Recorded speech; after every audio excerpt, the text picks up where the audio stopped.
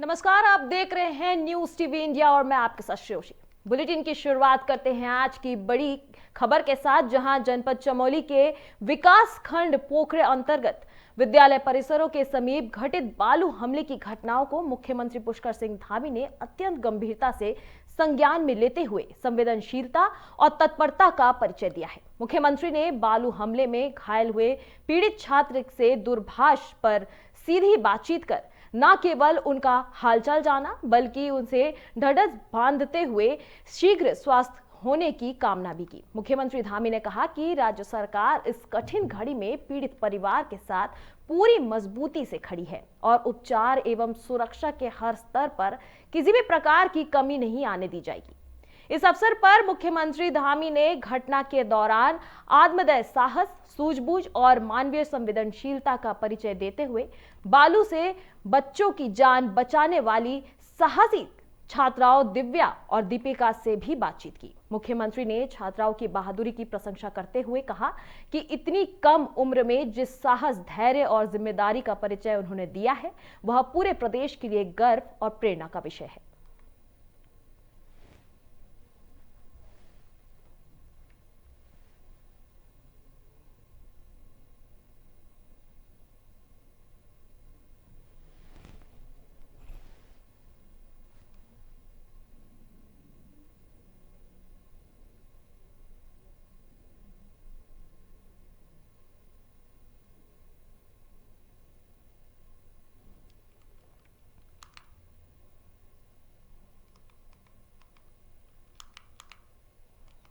आपको बता दें, उत्तराखंड में अंतर्राष्ट्रीय सहकारिता मेला अभी जारी है।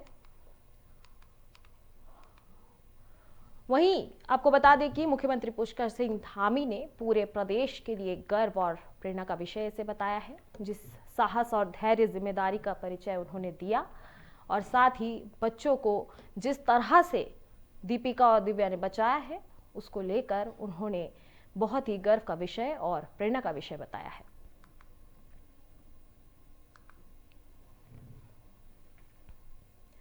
अंतर्राष्ट्रीय सहकारिता वर्ष 2025 के उपलक्ष्य में उत्तराखंड में सहकारिता को मजबूत करने की दिशा में लगातार कार्यक्रम आयोजित किए जा रहे हैं। वहीं मुख्यमंत्री पुष्कर सिंह धामी ने आयोजित सहकारिता मेले में प्रतिभाग भी लिया। कार्यक्रम के दौरान मुख्यमंत्री ने सहकारिता से जुड़े किसानों, स्वयं सहायक समूह और उद्यमों से संवाद भी किया और साथ ही विभिन्न स्टॉलों का अवलोकन किया।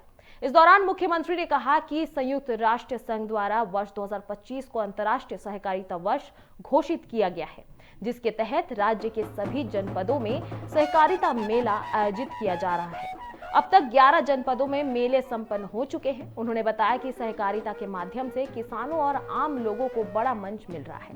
राज्य के सहकारी बैंकों में 16,000 करोड़ रुपए की जमा राशि लोगों के भरोसे का प्रमाण है। सहकारिता के जरिए लोग रोजगार और स्वरोजगार को आगे बढ़ा रहे हैं, जिससे अंत्योदय वर्ग को भी सशक्त बनाने का अवसर मिल रहा है।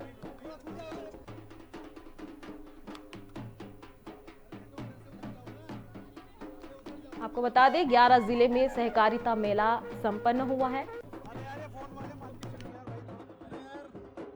ये वर्ष 2025 संयुक्त राष्ट्र संघ ने इसको अंतर्राष्ट्रीय सहकारिता वर्ष घोषित किया है और इस सहकारिता वर्ष के अंदर हमारे राज्य के अंदर सभी जनपदों में सहकारिता के मेले हो रहे हैं और अभी 11 जनपदों में मेले हो गए हैं और इनमें बड़ी संख्या में जो हमारे किसान हैं, सहकार से जुड़े हुए लोग हैं, उन सभी को एक बड़ा अवसर भी मिल रहा है, बड़ा मंच मिल रहा है और बड़ी संख्या में लोग आज सहकारिता से जुड़ रहे हैं और हमारे राज्य के सहकारी बैंकों में 16,000 करोड़ रुपए की धनराशि जमा है, जो इस बात का प्रमाण है कि लोगों का भरोसा सरकार के ऊपर भी और सहकारिता पर भी जमा है। उसके कारण से लोग बहुत तेजी से अपना व्यवसाय भी आगे बढ़ा रहे हैं। आज अनेक योजनाओं में जो ऋण दिया जा रहा है, उस ऋण से अपना व्यवसाय भी कर रहे हैं, अपना रोजगार भी कर रहे हैं, अन्य लोगों को भी रोजगार देने का काम कर रहे हैं। सहकारिता बहुत बड़ा माध्यम हर एक जो अंत्योदय का व्यक्ति है उसको आगे आने का बन रहा है। निर्जा देवभूमि चैरिटेबल ट्रस्ट ने एक दिव्यांग की मदद के लिए हाथ आगे बढ़ाया है। बता दें, दिव्यांग खुशीराम को ट्रस्ट की ओर से एक ट्राईसाइकिल उपलब्ध कराई गई है। ट्राईसाइकिल मिलने पर दिव्यांग ने ट्रस्ट की अध्यक्ष निर्जा गोयल का आभार भी व्यक्त किया है। बता दें कि निर्जा देवभूमि चैरिटेबल ट्रस्ट दिव्यांगों की समय समय पर मदद करता रहता है। इसी कड़ी में देवप्रयाग में रहने वाले दिव्यांग खुशीराम ने सोशल मीडिया पर संस्था से संपर्क किया और मदद की गुहार लगाई। मामला संज्ञान में आने के बाद संस्था की अध्यक्ष निर्जा गोयल ने मदद की भरोसा दिलाई। साथ ही आज माया कुंड के सामुदायिक भवन में एक छोटे से कार्यक्रम के बीच दिव्यांग को ट्राईसाइकिल देकर उनकी हौसले भी अफजाई किए गए। इसके साथ आपको बता दें, भविष्य में भी मदद का भी भरोसा दिलाया। निर्जा गोयल ने बताया कि वह खुद दिव्यांग है और दिव्यांग होने के कारण क्या क्या दिक्कतों का सामना झेलना पड़ता है, इसे वह भली भांति समझती है। इसलिए उन्होंने दिव्यांगों की मदद के लिए एक बीड़ा उठाया है और इसी बीड़ा को वह पूरा करने की कोशिश में लगी है। ट्राईसाइकिल मिलने पर दिव्यांग खुशीराम ने संस्था का आभार भी व्यक्त किया है। साथ ही कहा है कि गरीब हैं और देवप्रयाग के पास गांव में छोटा सा रोजगार करते हैं, लेकिन चलने फिरने में परेशानी के कारण उनका जीवन पहाड़ में पहाड़ जैसा है, कठिन हो गया है। साथ ही ट्राईसाइकिल मिलने से उन्हें अब काफी सहूलियत मिलेगी।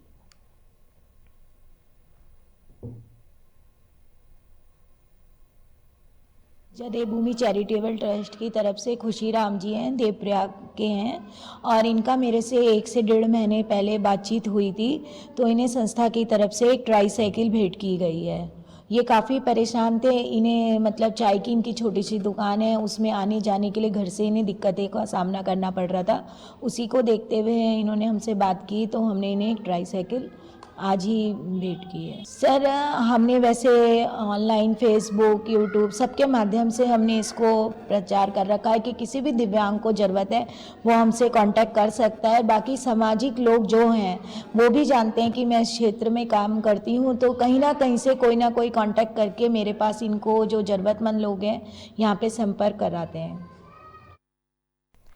तीर्थ नगरी ऋषिकेश को बाल श्रम मुक्त बनाने की दिशा में चल रहे अभियान के तहत श्रम विभाग की जिला टास्क फोर्स ने त्रिवेणी घाट और आसपास के बाजार में छापेमारी की। इस दौरान एक जूते दुकान पर बाल श्रम करता हुआ किशोर पकड़ा गया। सहायक श्रम आयुक्त ने दुकानदार को बाल श्रम कराने पर फटकार लगाई और किशोर को रेस्क्यू किया। इसके अलावा कचरा बीन रही 2 बच्चियों को भी टीम ने रेस्क्यू किया है। इन तीनों को श्रम विभाग की टीम ने CWC देहरादून की टीम के पास भेज दिया है, जहां इन तीनों को काउंसलिंग की जाएगी और साथ ही सरकार की ओर से मिलने वाली सुविधाओं का भी लाभ दिया जाएगा। सहायक श्रम उपायुक्त दीपक कुमार ने बताया कि 31 दिसंबर तक ऋषिकेश क्षेत्र को बाल श्रम मुक्त बनाना है। इसी कड़ी में यह कार्रवाई की जा रही है।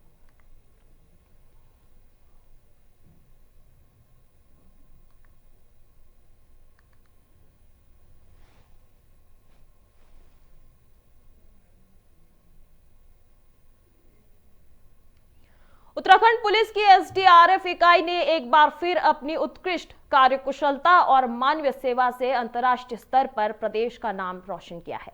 आपदा प्रबंधन और कठिन परिस्थितियों में संचालित सहायक बचाव अभियान के लिए अमेरिकी दूतावास ने SDRF उत्तराखंड पुलिस को विशेष स्मृति चिन्ह एवं प्रशस्ति पत्र प्रदान कर सम्मानित किया है। यह सम्मान विशेष रूप से उन त्वरित, जोखिमपूर्ण और सफल रेस्क्यू अभियानों के लिए दिया गया है, जिनमें उत्तराखंड के दुर्गम पर्वतीय क्षेत्रों में फंसे अमेरिकी पर्यटकों सहित अन्य विदेशी नागरिकों को सुरक्षित बाहर निकाला गया है। SDRF ने समिति संसाधनों, प्रतिकूल मौसम और कठिन भौगोलिक परिस्थितियों के बावजूद आत्मदय साहस और पेशेवर दक्षता का परिचय दिया है।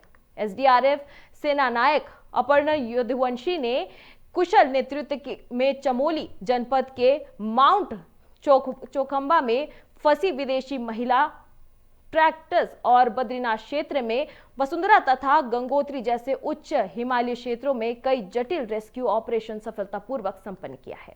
प्रभावी समन्वय, सटीक रणनीति और समयबद्ध कार्रवाई इन अभियानों की प्रमुख विशेषता रही है। आपको बता दें कि अमेरिकी दूतावास द्वारा प्रदान किया गया यह सम्मान एसडीआरएफ के जाबाज कर्मियों की निष्ठा संपन्न और सेवा भावना का प्रतीक है। यह उपलब्ध न केवल बल के मनोबल को नई ऊर्जा देगी, बल्कि आपदा प्रबंधन के क्षेत्र में एसडीआरएफ की विश्वसनीयता को वैश्विक मंच पर और मजबूत करेगी।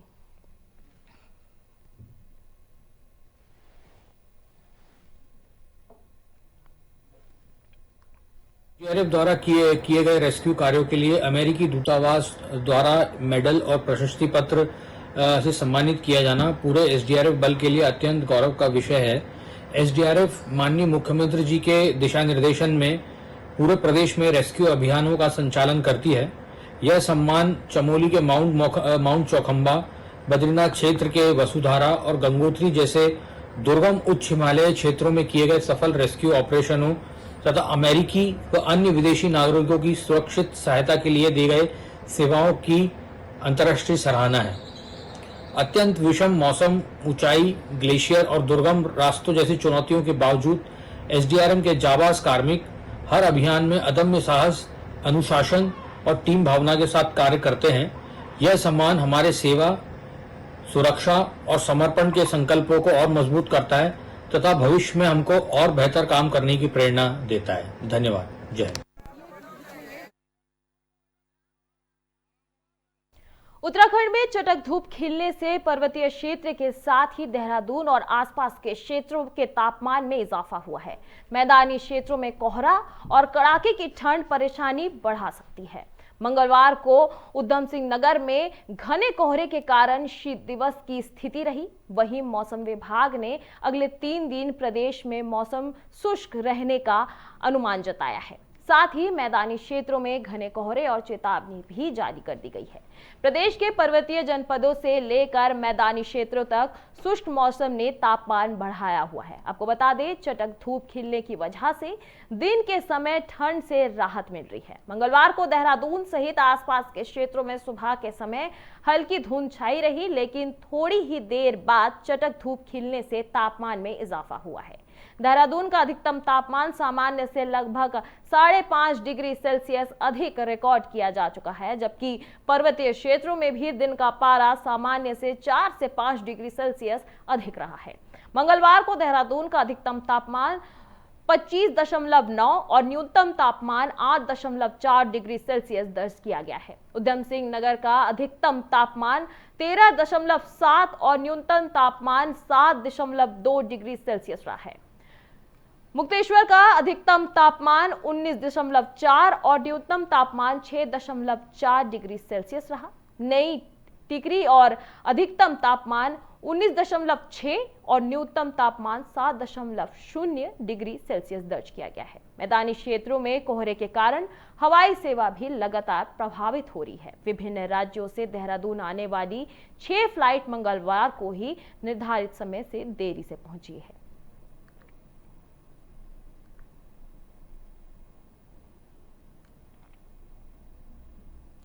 लगातार सामने आ रहे ऑडियो वायरल मामले में एक बार फिर अंकित हत्याकांड को सुर्खियों में ला दिया है। इस पूरे प्रकरण पर पूर्व विधायक सुरेश राठौड़ ने प्रेस वार्ता कर अपनी सफाई दी। उन्होंने आरोप लगाया कि सहारनपुर निवासी उर्मिला सनावर पत्नी मुकेश शर्मा द्वारा कथित रूप से एआई तकनीक को निर्मित ऑडियो जारी किए जा रहे हैं। सुरेश राठौड़ ने कहा कि यह महिला लगातार भाजपा से जुड़े नेताओं को टारगेट कर रही है और प्रदेश ही नहीं बल्कि देश भर में भारतीय जनता पार्टी के नेताओं को बदनाम करने की साजिश रची जा रही है। पूर्व विधायक ने कहा कि उन्हें और पार्टी को बदनाम करने के लिए गैरकानूनी तरीके से ऑडियो वायरल किए जा रहे हैं, जिनकी फॉरेंसिक जांच बेहद जरूरी है। उन्होंने मांग की कि संबंधित महिला के मोबाइल को कब्जे में लेकर गहन जांच कराई जाए। सुरेश राठौड़ ने बताया कि पिछले 1.5 से 2 साल से लगातार उन्हें बदनाम करने की कोशिश की जा रही थी और ऐसे कृत्यों पर मुकदमा दर्ज होना चाहिए। भारतीय जनता पार्टी को अपनी मां बताते हुए उन्होंने कहा कि वे 1980 से पार्टी से जुड़कर रहकर जनता की सेवा कर रहे हैं और इसी तहत फर्जी ऑडियो से उनकी छवि धूमिल करने का प्रयास किया जा रहा है।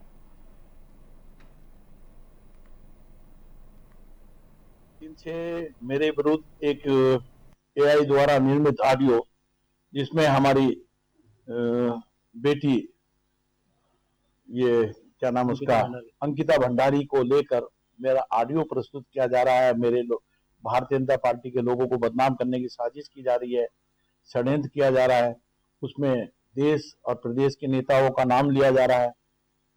तो ये गैर कानूनी तरीके से एआई निर्मित करके उसको मेरे को बदनाम करने के लिए, मेरी छवि को खराब करने के लिए, मेरी भारतीय जनता पार्टी की छवि को खराब करने के लिए जो षड्यंत्र किया जा रहा है, उसकी फॉरेंसिक जांच होनी चाहिए और उनके मोबाइल को अपने कब्जे में लेकर मेरी मांग ये है कि इस तरह के कृत्य ये पिछले 1.5-2 सालों से मेरे विरोध करती रही है, मेरी सामाजिक राजनीतिक छवि को खराब करती रही है, कहीं बैठकर कहीं अनर्गल प्रचार प्रसार करती रहती है, उसके विरुद्ध कानूनी कार्रवाई के रूप में ये सनसनी फैलाने का, अराजकता फैलाने का और मेरे विरुद्ध प्रचार प्रसार करने का ये मुकदमा दर्ज किया जाना चाहिए, ऐसी मैं मांग करता हूं। और उसके मोबाइल की फॉरेंसिक जांच की जानी चाहिए, जिसमें दूध का दूध और पानी का पानी होना चाहिए।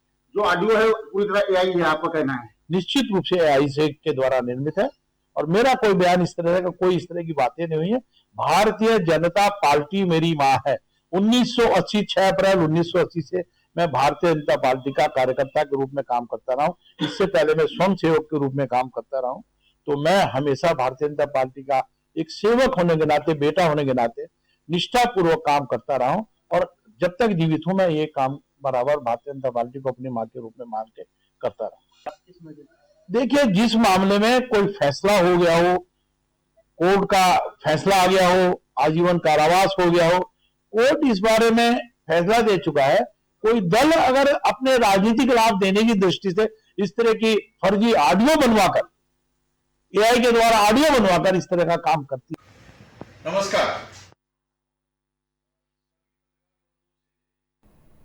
हरिद्वार दिल्ली नेशनल हाईवे पर आज सुबह घने कोहरे की सफेद चादर छा गई, जिससे वाहनों की रफ्तार पर ब्रेक लग गया। दूरदर्शिता बेहद कम होने के कारण हाईवे पर चल रहे बड़े और छोटे वाहन धीमी गति से चलने को मजबूर दिखे। कई जगहों पर ड्राइवरों को हेडलाइट और फॉग लाइट जलाकर आगे बढ़ना पड़ा, जिससे यातायात प्रभावित हुआ।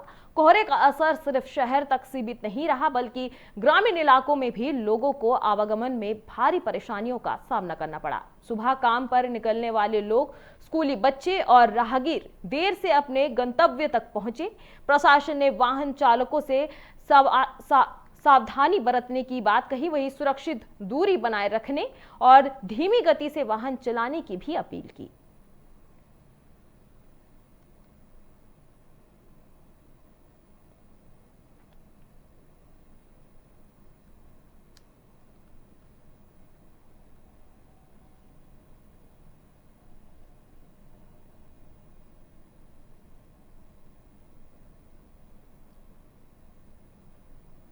बता दें, प्रशासन ने सावधानी की अपील की है। हरिद्वार और दिल्ली हाईवे पर घने कोहरे के कारण यातायात व्यवस्था को परेशानियों का सामना करना पड़ रहा है। मुख्यमंत्री पुष्कर सिंह धामी के नेतृत्व में उत्तराखंड सरकार द्वारा प्रदेश में शीतकालीन पर्यटन को बढ़ावा देने तथा स्थानीय संस्कृति, लोक कला और विरासत के संरक्षण के उद्देश्य से नैनीताल में 22 से 26 दिसंबर 2025 तक आयोजित किए जा रहे विंटर कार्निवल के अंतर्गत मंगलवार सायंकाल भव्य एवं रंगारंग सांस्कृतिक संध्या का आयोजन किया गया।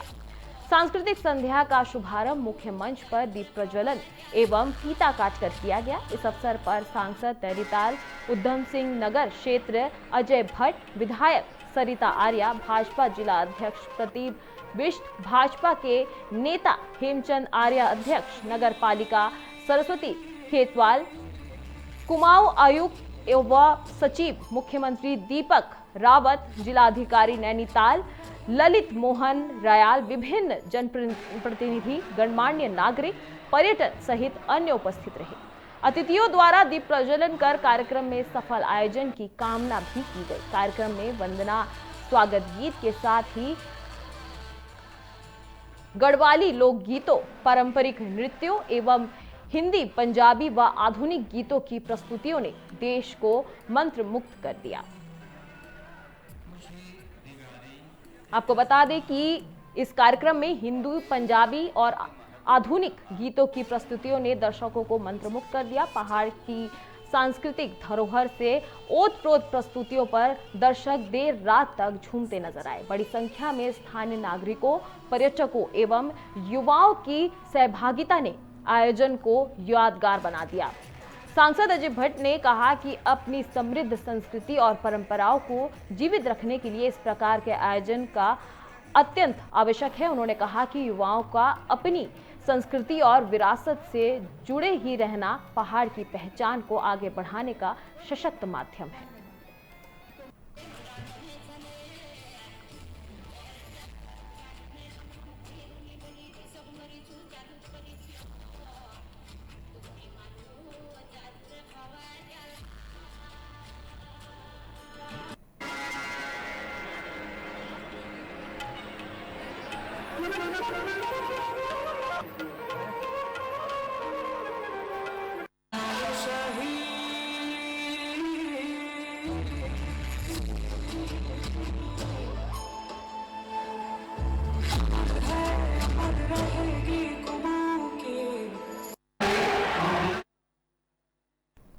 मुख्यमंत्री पुष्कर सिंह धामी की अध्यक्षता में आज सचिवालय में राज्य कैबिनेट की बैठक शुरू हो चुकी है।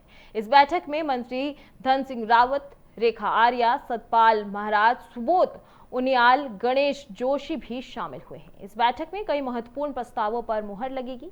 वहीं बढ़ते वन्यजीव हमलों को लेकर भी सरकार कोई बड़ा निर्णय ले सकती है।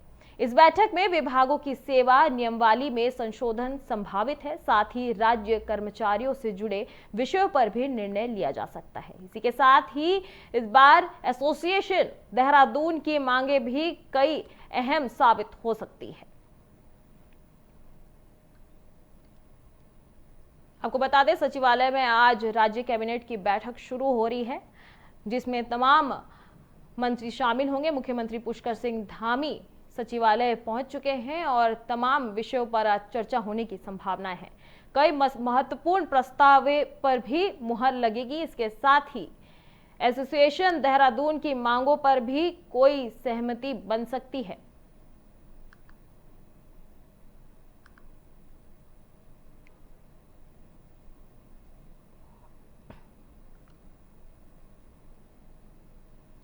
उत्तराखंड में 2024 के विधानसभा चुनाव को लेकर सियासी हलचल तेज हो गई है। लगातार 2 चुनावों में सत्ता से बाहर कांग्रेस अब पूरी तरह चुनावी मोड़ पर नजर आ रही है।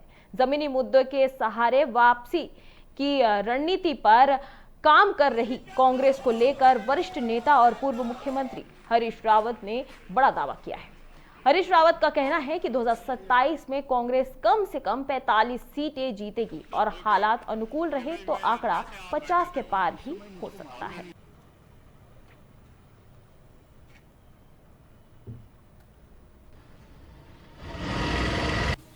हम कम से कम 45 सीटें जीतेंगे और यदि हमने एकजुट होकर के एक लक्ष्य के साथ कि पहले संख्या जुटानी है,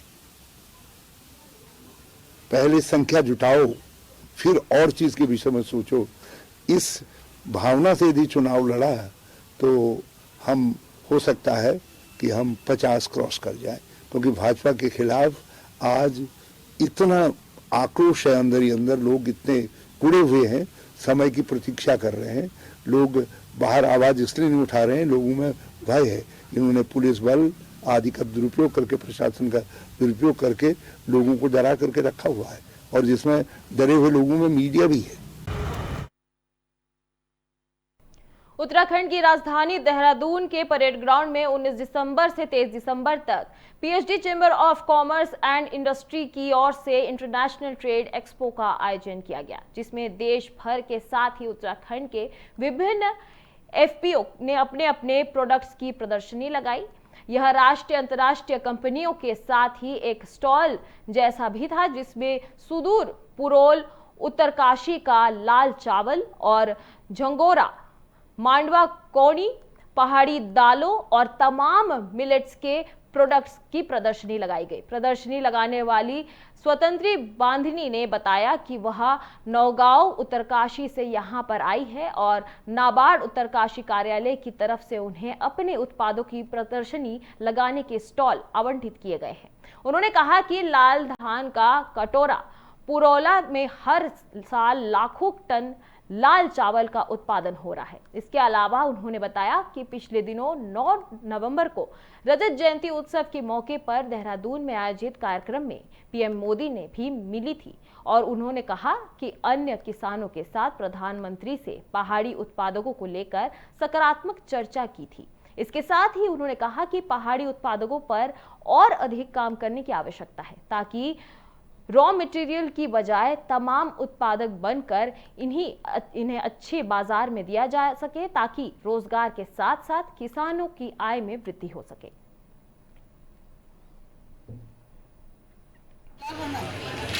मैं आपको बात करूं मिलेट्स को लेकर के मैं 3 स्तर पे काम कर रही हूँ। पीपीएम मोड बोलती हूँ मैं उसको, प्रोडक्शन, प्रोसेसिंग और मार्केटिंग। राज्य सरकार की जो स्कीम है परंपरागत कृषि विकास योजना, क्योंकि हम टाइप है कृषि विभाग के साथ, कृषि विभाग ने हमें 3K ऑर्गेनिक आउटलेट एक मंच दिया है और साथ में हमें फार्मास्यूटिकल बैंक के अंतर्गत कुछ हेल्प की है, जिसमें हमारी प्रोसेसिंग यूनिट नौगांव उत्तरकाशी में लगी है और उसमें हमने श्रीयन करके मिलेट की यूनिट लगाई है, जिसमें हमारा झंगोरा, हमारा चक्की है उसकी मिलेट्स की, और रेड राइस का हमारा प्रोसेसिंग यूनिट है जिसमें सेलर लगाया है। जिले का हमारा दूसरे नंबर का सेलर है। नहीं तो पहले क्या था लाल चावल टूट जाता था और उसकी जो गुणवत्ता वो खराब हो जाती थी। आज हम हाल इस बुलेटिन में इतना ही। आगे के देश दुनिया की तमाम खबरों के लिए आप देखते रहिए न्यूज़ टीवी इंडिया। नमस्कार।